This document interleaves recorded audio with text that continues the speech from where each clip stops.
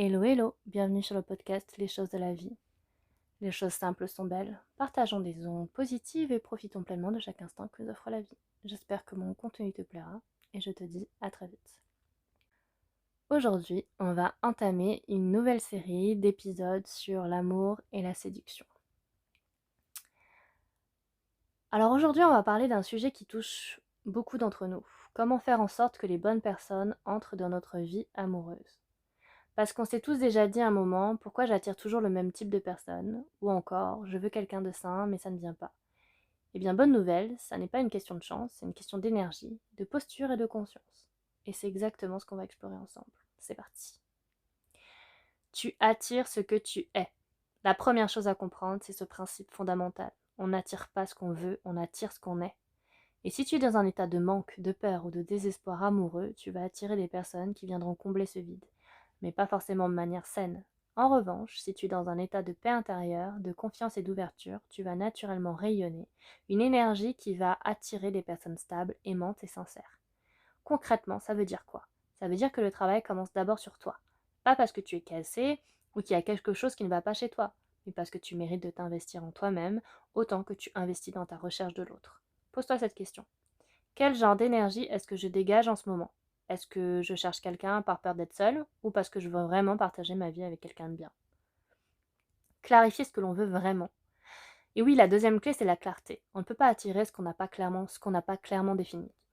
Beaucoup de personnes savent exactement ce qu'elles ne veulent pas. Elles ont une longue liste de défauts à éviter, mais elles ont du mal à dire ce qu'elles veulent vraiment. Alors je te propose un exercice tout simple. Prends un moment dans ta journée pour écrire, noir sur blanc, les qualités essentielles que tu cherches chez un partenaire. Pas la liste de courses du partenaire parfait, hein, mais les vraies valeurs, les vraies compatibilités. Est-ce que tu veux quelqu'un de présent, de doux, de drôle, de fiable? Est-ce que tu veux une relation stable, passionnée, complice? Le fait de le reformuler clairement te permet aussi de mieux le connaître quand ça se présente et de ne pas s'accrocher à quelqu'un qui ne correspond pas à ce que tu cherches vraiment. Ensuite, il faut devenir disponible et visible. Et oui, c'est un troisième point essentiel d'être disponible et visible. Et je ne parle pas forcément d'être sur toutes les applis de rencontre. C'est être disponible, c'est d'abord émotionnellement. Est-ce que ton cœur est vraiment prêt à accueillir quelqu'un ou est-ce qu'il est encore occupé par une ex, une blessure ancienne ou une peur de l'engagement? Être visible, c'est sortir de sa zone de confort. C'est participer à des activités qui te plaisent, rencontrer des gens, ouvrir la conversation. Les bonnes personnes ne vont pas toquer à ta porte pendant que tu regardes une série dans ton canapé. Et encore, qui sait? Mais encore, en fait, c'est surtout être visible, c'est montrer qui tu es vraiment. Pas une version filtrée ou perfectionnée de toi, mais toi avec tes valeurs, ton humour, tes passions. Les personnes qui sont faites pour toi vont être attirées par ton authenticité. Alors pour résumer, attirer les bonnes personnes dans ta vie amoureuse, ça commence par travailler sur ton énergie intérieure, clarifier ce que tu veux vraiment et te rendre disponible émotionnellement et concrètement. Ce n'est pas magique, mais c'est puissant. Et parfois, le simple fait de changer ta posture change tout ce que tu attires autour de toi.